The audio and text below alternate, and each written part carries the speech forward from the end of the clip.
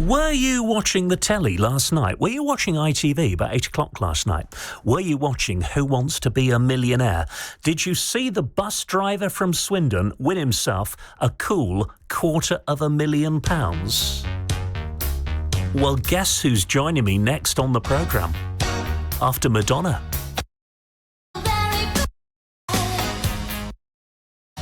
I mentioned, were you watching the telly last night? Who Wants to Be a Millionaire on ITV?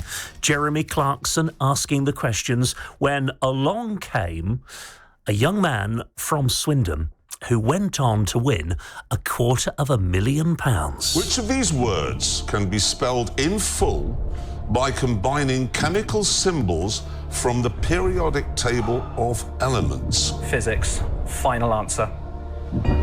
Holy cow. I don't know what I've done now. That is the right answer. Oh. Ladies and gentlemen, you're leaving here with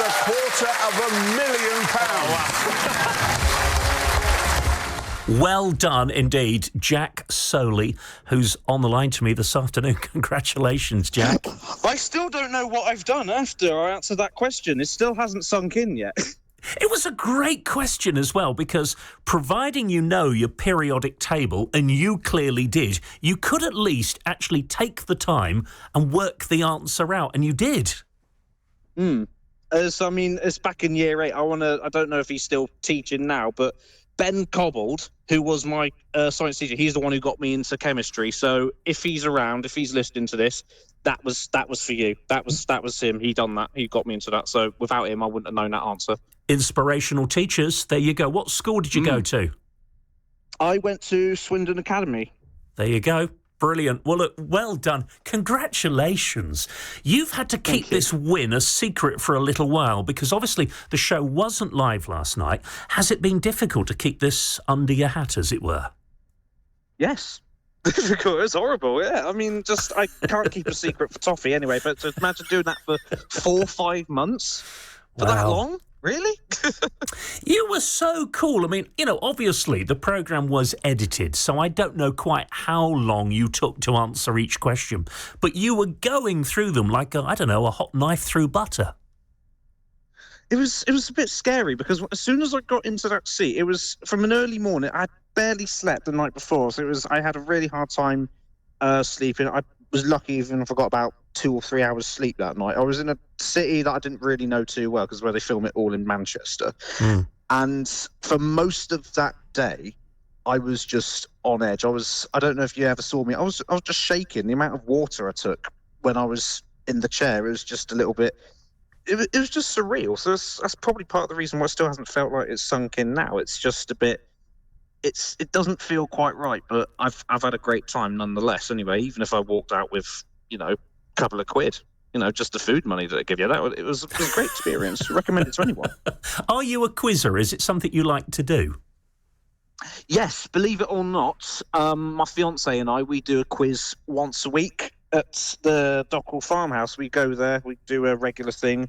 Well, we try to make it regular anyway. And how it normally works is I do the quizzing and she, eats the food, orders the drinks. I mean, she does a good job as well. All the pop culture stuff.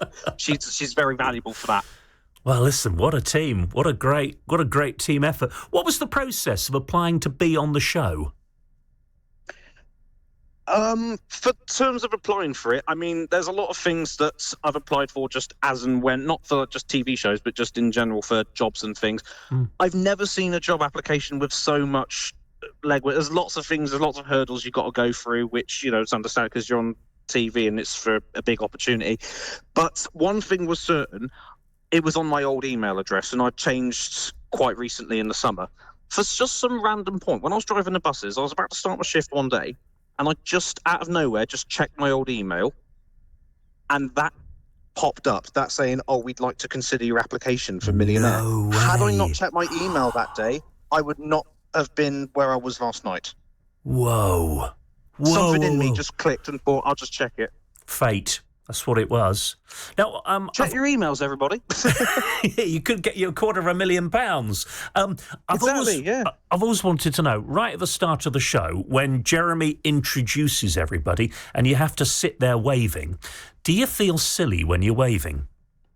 Yes. Simple way of putting it. I mean, everybody's got to do it, though. It's just part of the fun, I suppose. It's like a part of the culture of being on the show, I suppose. You just got to do the wave, and can you make it? I mean, you probably would have done a salute, but I mean, if you're just the one person who salutes, or if they do like a cheeky hand gesture or a point at the camera, I feel like you're a bit more, you stand out a little bit more than if you just do the normal wave. So you just do that and get on with it, I guess. Well, just know that in my household, my entire family, we all sit together on the sofa and we all wave back. So we were waving back to you last night. Jeremy Clarkson, I'm a big fan. I like Jeremy very much. How did you get on with Mr. Clarkson? As he is on the TV, he's just as he is in real life. I think he's quite a genuine bloke as well. There's not a lot. I mean, there's a lot of controversy that goes on about him, but that's probably could say with a lot of people as well. But no, I found him to be a really nice bloke. He was, got no quibbles with him. I'd happily go to a pub with him, no problem. He clearly was really fond of you and clearly delighted with the amount of money that you won, which was lovely. You won £250,000. You were then asked the question for $500,000. And you, I would say, probably sensibly decided to go, I'm not sure I'm going to take the money, because it was a big drop if you had got it wrong. Huge drop. The awful thing was you did know the answer. Well, I was saying to myself when I saw that question, even if I stared at that for about half an hour, I still wouldn't have known what the answer was. It's just, you had to pick one of the four. I just so happened to pick the right one. And I even asked the two people who I had on my phone a friend at that point, would you have known it? And they both didn't know. So that's kind of eased me a little, and I just got to keep telling myself that bit. You wouldn't have got $500,000. If it was the free shot question, then you'd have gone for it. Would have got that. I just picked it.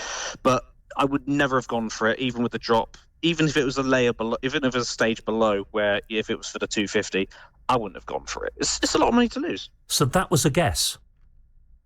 It was a pure guess. It just so happened to be the right one. So we're talking about, what is the name of the bubbles at the top of a glass of champagne or sparkling wine? And it's mousse. Yeah. And every time I see a mousse in the shop now, there's a chocolate mousse in the aisles now where I'm seeing it. I get disgusted. But look, I can't look at it anymore. Yeah. Jack, you've got £250,000. Couldn't be happier for you. Congratulations. Everybody wants to know, what are your plans? Well, first plan, break it down into three things. The first one, I want to do a road trip, because at the moment I've done a road trip. I got a bit of an old car. I mean, it's a bit of I've had it for about 3 years. I've taken it to Spain. I've taken it to Poland. I went to Prague last year in it already. That's when I proposed to my fiancée, B. So I proposed to her on that road trip. And I've still got the car, so I want to go further. I want to take it Greece, Turkey. I want to go a bit further. Right, you are. And congratulations, by the way, to you and your fiancée who said yes, which is tremendous. So what's part two of the plan? Part two is the wedding itself. Sounds bad, but sorry, the road trip was before I even met her as well. Okay. I'm digging myself a hole here, aren't I? But yeah, the wedding's going to be sorted out as well. We have a vague idea of what we want to try and do, but ultimately we're still having a look at the moment. But that's part two of the plan, is for the wedding itself. And part three? Part three, we're getting a house. Now, the problem is, she originally is from Havant, which is not too far from Portsmouth. However, we've just come back from a holiday in Norfolk and went to Norwich. We loved it. We might get something there. Oh, you're not going to leave Swindon, surely? A bit of a shift. I mean, I've been here for 25 years. I mean, there's not too much I haven't seen of it now. There's only so many times I can go to Coat Water and think, yeah, that's the lake there. That's the diving board. There's no magic roundabout in Norwich. Yeah, but I mean, you've got a cathedral as well. That's true. Give you that. I'll give you that. Listen, congratulations. Whatever you do, spend that money wisely, but enjoy it, because you really earned that. Thank you. Couldn't be Still hasn't happier sunk in for you. yet. I still doesn't feel it. Thank you. It will. And I'm delighted that we managed to get you on the programme this afternoon. Jack Soley, congratulations. Thank you. Graham Rogers. BBC Radio Wiltshire. Can you imagine? £250,000 better off. What a nice guy. Congratulations to Jack Soley.